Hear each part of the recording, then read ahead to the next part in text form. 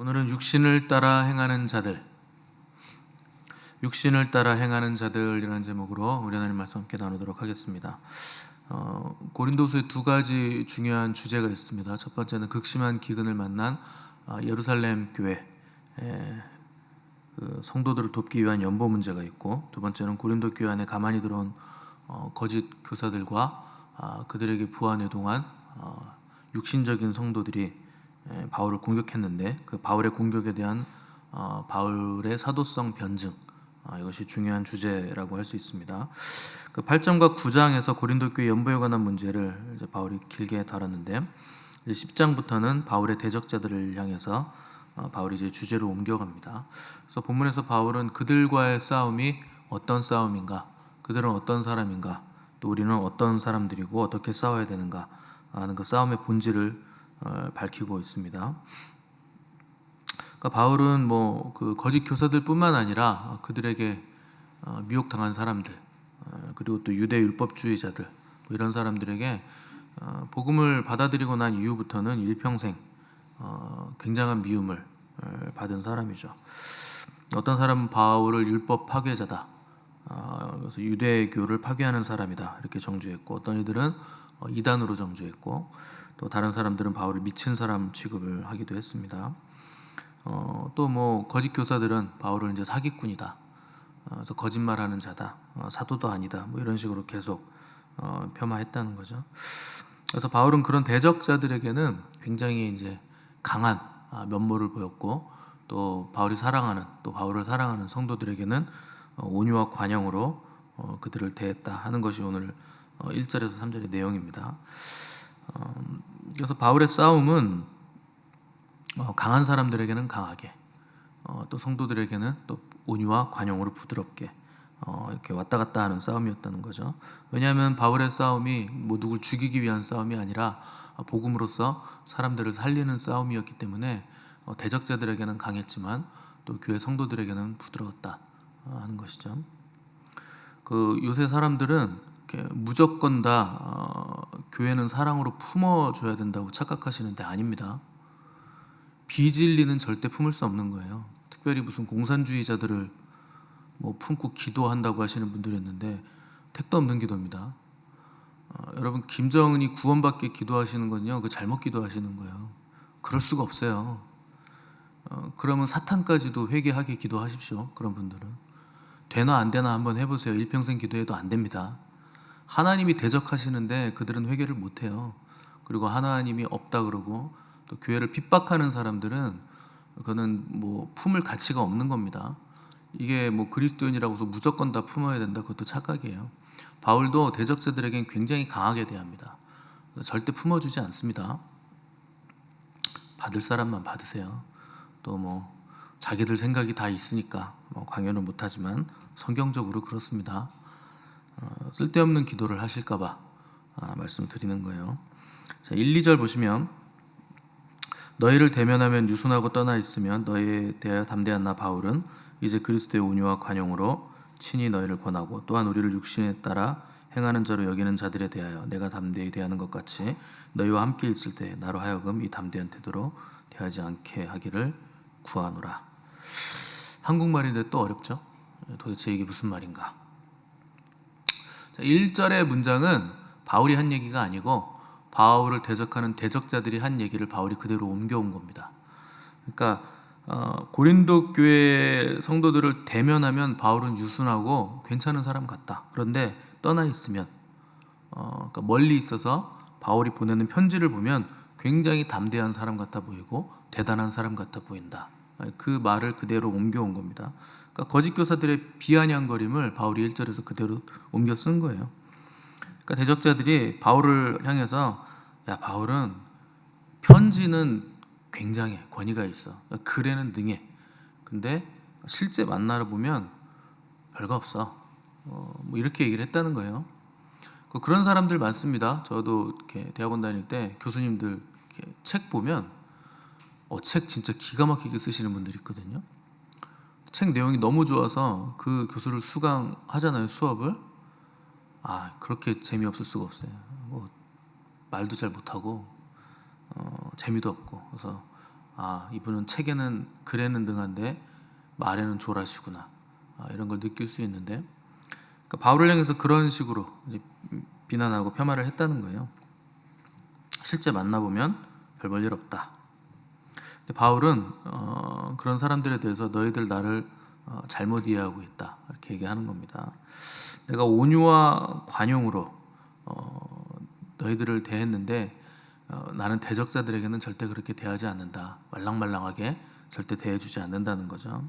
근데 성도들을 대할 때는 개인적으로는 온유와 관용으로 대했기 때문에 부드러워 보이고 연약해 보이고 강하지 않으니까 별거 없어 보이고 카리스마가 없어 보였는데 바울을 잘 모르니까 그렇게 얘기를 했다는 겁니다.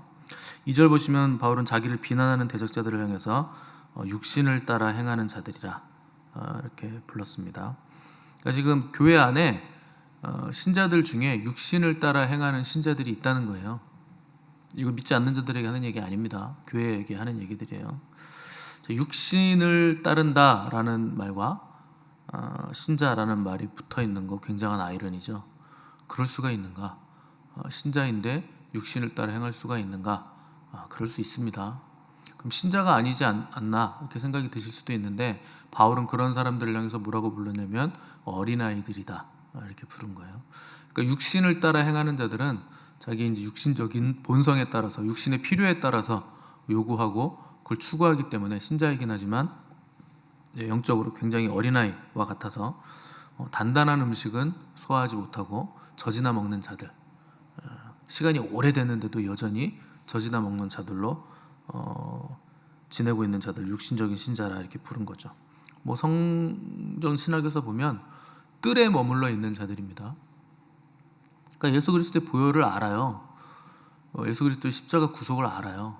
근데 그건 마당에 있는 거잖아요. 번제단이라는 게 예수님의 그 십자가 희생을 말하는 건데 희생 제사를 드리는 거니까.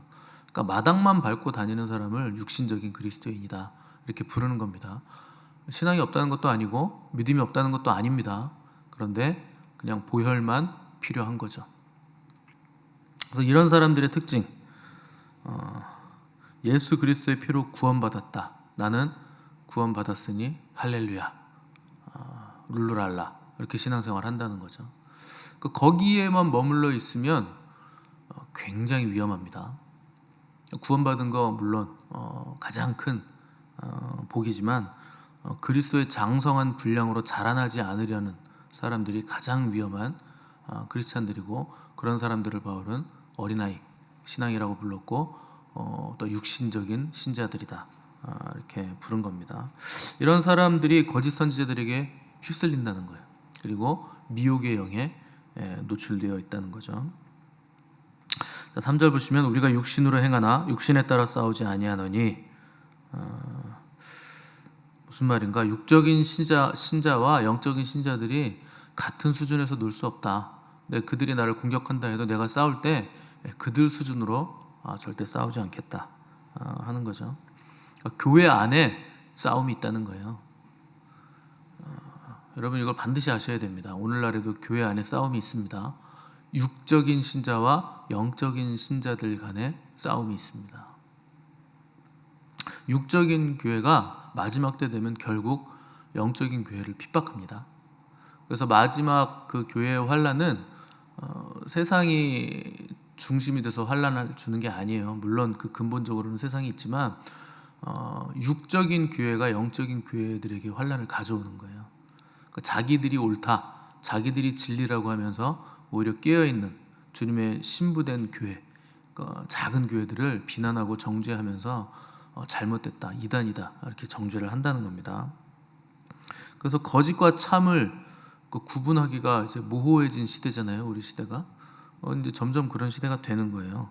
나라의 권위자들뿐만 아니라 교회 권위자들, 큰 교회 목사들이 위선적으로 행동하고 거짓을 말하고 하나님에 대해서 잘 모르기 때문에 이제 참과 거짓을 점점 더 구분하기가 어려워지죠. 그래서 거짓 권위를 가진 거짓 권세자들이 있습니다. 규모에 상관없이 있어요. 그 사람들을 분별할 수 있는 기준이 있습니다. 그러니까 하나님의 영광을 구하는가, 자기의 영광을 구하는가를 잘 보시면 돼요. 그러니까 자기를 드러내는가 하나님을 드러내는가 하는 것을 보시면 그게 거짓 권위인지 참 권위인지 알 수 있죠. 그러니까 하나님의 영광이 철저하게 하나님의 영광만을 드러내고 있는가 하는 거죠. 오늘날 교회들이 주로 하는 말이 은사주의, 은사주의라는 말도 참 웃긴데, 은사가 나타나는 교회를 향해서 대뜸 하는 말은 말씀이 중요하답니다. 그 은사가 나타나는 교회가 그런 말씀을 중요하게 여기지 않느냐? 아니거든요. 근데 말씀을 강조하는 사람들을 잘 보시면 말씀이 뭔지도 몰라요. 그러니까 자꾸 어서 주워 들은 얘기로 그 다른 그 자기들과 결이 신앙이 다르면 뭐 2단이다, 3단이다 이렇게 얘기하는데, 여러분 말씀이 중요하다고 하시는 분들이 말씀하신 분을 사랑하지 않을 수 있습니다. 말씀하시는 분 사랑하지도 않으면서 말씀하면서 말씀 중요하다고 하고 말씀을 중요하게 여기는 삶을 살 수 있어요. 중요한 건 그 말씀하신 주님을 사랑하는가의 문제예요. 신앙은 관계성의 문제이기 때문에 그런 거죠. 부모를 사랑하지 않는데 부모 재산 때문에 부모의 말씀을 거역하지 않고 지키는 사람들이 있습니다. 얼마든지 그럴 수 있는 거예요. 그래서 말씀이 중요하고 말씀이 정말 그렇게 귀하면 말씀하신 주님을, 말씀 되신 주님을 사랑할 수밖에 없죠. 당연한 겁니다. 근데 그렇지 않으면서, 주님 사랑하지 않으면서 말씀이 중요하다, 말씀이 다다 이렇게 얼마든지 입으로만 얘기할 수 있다는 겁니다. 그래서 유튜브를 보셔도 여러분 말씀의 홍수예요. 이렇게 대단한 사람인 것 같고 말하는 것만 보면 야 굉장하다, 이렇게 기가 막히다 이렇게 할 수 있겠지만 그 말씀이 정말 생명의 말씀이면 그 말씀을 통해서 예수 그리스도를 만날 수 있어야 되고 사랑할 수 있어야 돼요. 근데 그렇게 된다고 해도 유튜브에 있는 사역자들이 여러분의 목자는 아닙니다. 그래서 아무리 많이 들어도 이렇게 지식은 늘어날 수 있겠지만 사랑은 되기 힘들고 내 권세자가 아니기 때문에 그 모든 하나님이 주시는 그 복들을 하늘로부터 오는 신령한 것들을 받는 통로자는 될 수 없어요. 그 지식은 늘어날 수 있겠죠. 그래서 교회 안에 육적인 교회와 영적인 교회가 있고 육적인 신자들과 영적인 신자들이 있다. 그래서 그 둘 간의 싸움이 있는데 당연히 영적인 신자들은 그들과 같은 방법으로 싸워서는 안 된다는 겁니다. 그 육적인 교회의 특징은 교회 안에서 예배드릴 때조차도 육적인 일을 합니다. 그게 육적인 교회의 특징이죠. 만약에 육적인 교회인데 영적인 예배를 드린다고 말이 안 되는 거죠. 그러면 영적인 교회죠. 육적인 교회는 예배드릴 때 육적인 짓을 해요. 그래서 하나님께 드리는 찬양조차도 하나님을 영화롭게 하는 찬양이 아니고 자기들이 위로받고 은혜받고 이런 찬양을 주로 드립니다. 내 슬픔을 다 가져가셔야 되고 나에게 위로가 되셔야 되고 사랑을 주셔야 되고 내가 무슨 죄를 지어도 있는 모습 그대로 사랑해 주셔야 되고 이런 찬양들을 계속 하는 거죠. 그러면 기분은 좋죠. 위로는 되죠. 문제는 하나님이 여러분들을 있는 모습 그대로 사랑해 주시지 않는다는 게 문제예요. 죄를 어떻게 있는 모습 그대로 사랑해 줍니까? 하나님 거룩하신데. 회개해야 그때 하나님의 사랑을 만날 수 있는 거죠. 회개라는 것도 눈물을 쏟으면서 통회자복하지 않으면 그 회개 아니에요. 하나님 잘못했어요. 됐죠? 이러고 지나가면 회개가 됩니까? 그 회개를 그런 식으로 하는 사람들 많으신데 아직 회개에 임하지 않아서 그렇죠. 최근에 한국교회에 만연하고 있는 심각한 문제는 트로트 가수들을 부른다는 겁니다.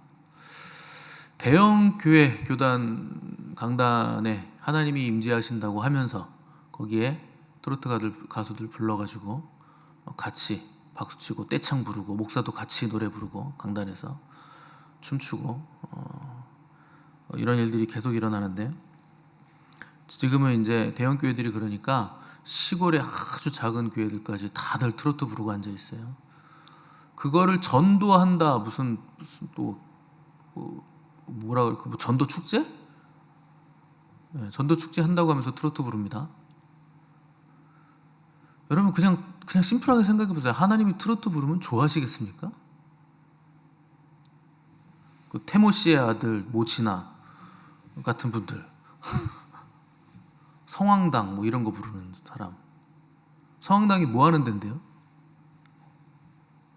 그 정한수 떠놓고 귀신한테 비는 거 아니에요? 성황당에서 그런 가수 불러가지고 교회 강대학상 여기 뭐 못 올라간다면서요? 거룩해가지고. 그런 짓들을 한국 교회가 계속합니다. 여러분 이런 거 회개 안 하면요 교회 회복 없어요. 우리나라 회복 없어요.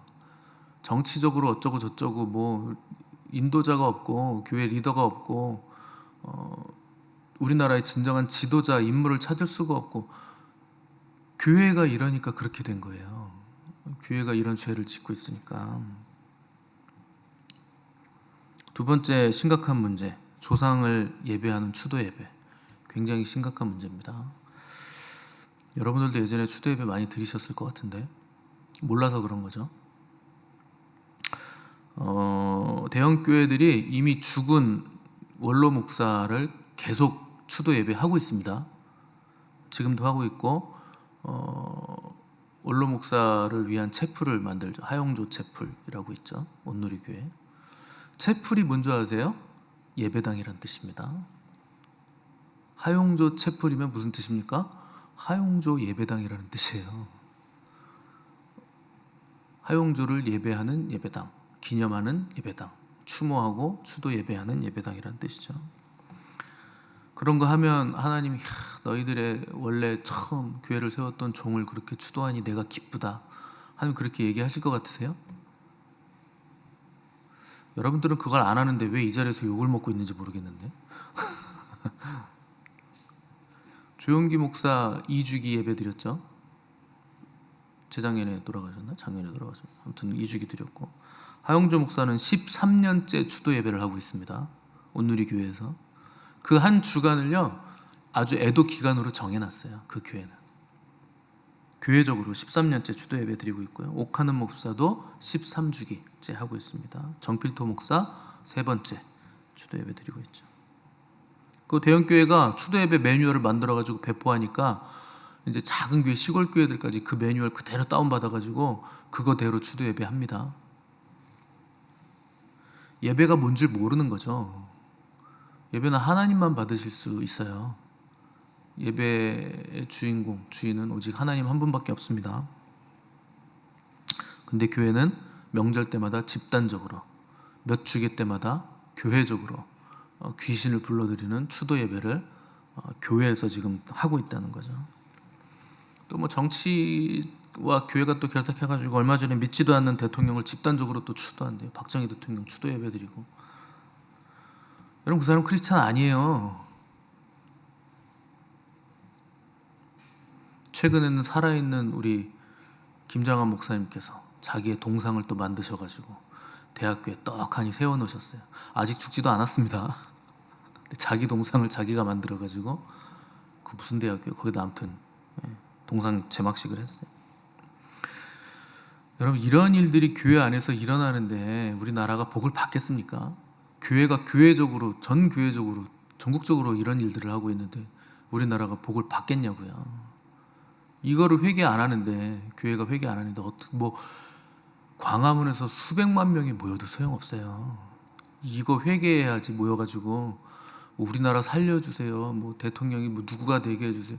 누가 되면 뭐 살아납니까? 교회가 이 지경인데 어떻게 살아납니까?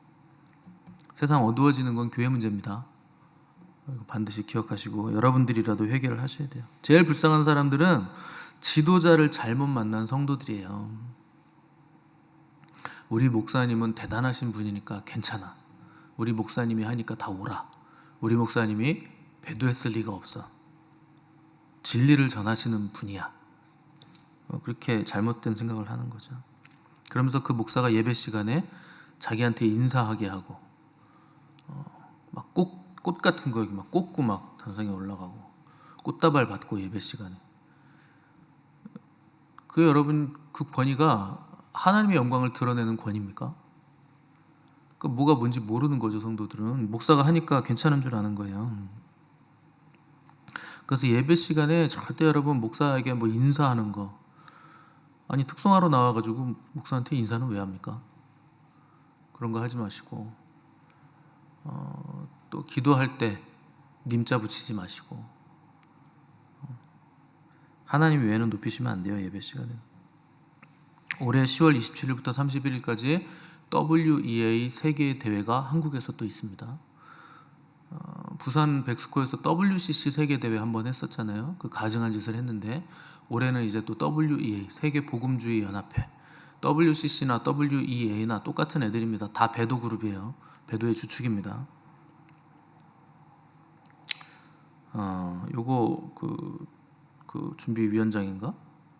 그 두 분이에요. 여두순복음교회 이영훈 목사하고 사랑학교회 오정현 목사, 두 사람이 주축이 돼서 이 세계 대회를 한국어로 유치를 해냈대요. 그래가지고 올해 10월 27일부터 31일까지 5일간 열립니다. 이런 가증한 짓들을 계속 하는데 여러분, 한국이 회복되기 힘들어요. 이런 식으로 계속 가면 나라가 공산화돼도 할 말이 없죠. 지금 뭐 이제 90% 이상 거의 가까이 공산화 됐는데, 지금 우리의 싸움은 혈과 육의 싸움이 아닙니다. 영적인 싸움이에요. 중국 공산당과의 싸움이고, 정치적으로는 중국 공산당과의 싸움이요, 중공하고의 싸움이지만, 영적으로 보면 배도하고의 싸움이에요. 한국교회가 배도에 휩쓸려 넘어간 거, 이거 회개하지 않고 또 추도 예배를 조직적으로 다 드리고 있는 거, 이것도 회개해야 되고, 또 강단에서 트로트 가수 올라와가지고 세상 노래 부르면서 목사도 거기에 맞춰서 박수치고 교인들과 같이 떼창 부르고, 그 팬클럽까지 같이 교회 들어와가지고 춤추고, 교인들이 낸 헌금, 하나님께 바쳐진 재물, 예물들을 전부 다 트로트 가수 한 곡에 1,000만 원씩 줘가면서 돈을 다 쓰고 있는 거. 그 교회가 돈이 많으니까 별일을 다 하는 거죠. 이거 회개하지 않으면 회복 없어요. 나라가 그냥 통으로 넘어갈 판입니다. 중국 공산당에. 여러분, 오늘 기도하실 때 이거 다 여러분들이라도 회개하셔야 됩니다. 이게 우리의 싸움입니다. 근데 교회 안에 이 육적인 신자들과 영적인 신자들 간의 싸움이 있어요. 육적인 목사와 영적인 목사와의 싸움이 있습니다. 그래서 육적인 목사들이 영적인 목사를 보면서 이단이라 그래요. 우리 교회는 누가 봐도 이단이잖아요. 이 교회는 뭐 교단도 없어, 이름도 뭐 한글도 아니고 미션 처치야, 로고도 저거 물고기 저거 이상하고, 색깔도 마음에 안 들고, 그러면서 자기는 정통이라고, 자기네 목사는 유명하다고 좋아하고, 다 눈이 하나인데요, 눈 2개 있는 사람이니까 이상하다 그러는 거예요. 우리가 정상인데. 우리는 배도 때문에 교단을 탈퇴한 겁니다. 배도 안 하기 위해서. 우리는 하나님만 극진히 예배하고 높여드리기 위해서 극진히 경배하는 겁니다. 사람을 높이는 그 어떤 일도 하지 않기 위해서 애쓰는 거예요. 그러니까 이상하다는 거잖아요, 우리가. 뭐 그런 게 이상한 거면 그래, 너네는 이상하게 생각하라 그러고 말아야죠. 그러니까 하나님을 너무 사랑하면 이단이라는 거예요. 그러니까 여러분, 적당히 사랑하셔야 돼요. 사람들하고 적당히 잘 사시려면. 하나님 음성 듣기 때문에 이단이라는 거예요. 하나님 너무 사랑하기 때문에 이단이고, 성경에 있는 은사들이 고스란히 교회 안에서 일어나면 이단이라는 거예요. 그 시대가 그런 시대입니다. 그러니까 그 사람들이 믿는 하나님하고 우리가 믿는 하나님하고 달라도 너무 다른 거예요. 어떻게 우리가 함께 가겠습니까? 어쩔 수 없는 거죠. 그래서 성경의 말씀이 뭔지, 하나님이 누구신지 모르기 때문에 미혹에 빠진다는 거죠. 그런 교회들이 주류이고 다수이기 때문에 여러분들이 두려우실 수 있고 고통을 받으실 수도 있는데, 여러분, 주님의 말씀을 잘 기억하시기 바랍니다. 좁은 문이에요. 좁은 길입니다. 많은 교회들이 가는 곳이 진리가 아니에요. 예수님은 교회들에게 말씀하신 겁니다. 좁은 문으로 가라. 많은 사람들이, 많은 그리스도인들이, 신자들이 넓은 문 들어갈 거다. 넓은 길로 갈 거다. 너희들은 그렇게 하면 안 된다. 근데 내가 마지막 때의 믿음을 보겠냐? 정말 그렇게 믿음 가진 자들이 마지막 때에 남아있겠냐? 예수님이 딱 오셨는데 여기 남아있어요. 우리 교회 남아있어요. 야, 내가 실수했다. 남아있는데 내가 없을 줄 알았다. 너무 기쁘다. 그러셔야죠. 남은 자 7천을 항상 두시잖아요, 주님은. 결국 하나님께서 다 심판하실 것이고 다 갚아주실 겁니다. 모든 죄는 다 심판받아요. 만일 하나님께서 심판을 안 하시면 교회니까 야 됐어 그냥 뭐 다 똑같은 교회인데 뭐 이렇게 그냥 퉁쳐주시면 하나님은 하나님이 아니신 거죠. 공의로우신 분이 아니신 게 되는 거예요. 교회들의 죄라고 해서 절대 그냥 넘어가시지 않습니다. 죄는 딱 두 개밖에 없어요. 그래서 두 개로 갈라질 거예요. 회개한 죄와 회개하지 않은 죄. 회개한 죄는 사라지는 죄입니다. 그거 가지고 문제 삼지 않으세요. 근데 회개하지 않은 죄는 반드시 심판받습니다. 그래서 하나님의 집에서부터 심판은 시작된다.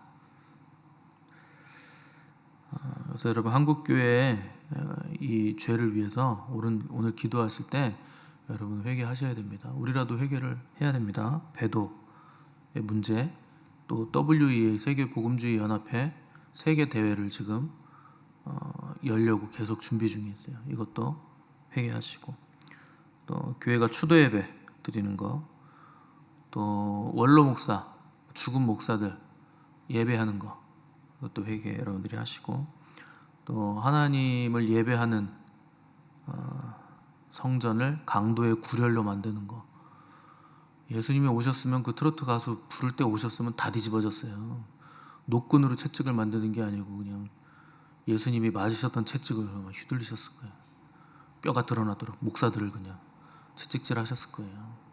네가 나의 성전을 왜 강도의 구렬 만드냐고. 그 트로트 가수들 부르는 거, 유행가 부르는 거, 여러분 개인적으로도 유행가 부르시면 안 됩니다. 실컷 교회 와서 경배해놓고 집에 가서 트로트 들으시면 안 돼요. 그 가사의 내용이 무슨 내용인데 그걸 부릅니까? 여러분 철저하게 여러분 회개하시고 교회의 죄를 여러분들 대신 회개하시기 바랍니다. 그리고 광화문에서 모여가지고 안녕하세요 할렐루야 스님입니다 뭐 이런 짓들을 하잖아요. 하나님의 이름을 망령되이 일컬은 것도 회개하셔야 돼요. 할렐루야가 뭔데 거기에 스님을 갖다 붙입니까? 할렐루야 하나님을 찬양하라는 거잖아요. 여호와를 찬양하라. 여호와를 찬양하는 중이 있을 수가 있어요? 그 여호와 이름을 망령되이 일컬은 거예요.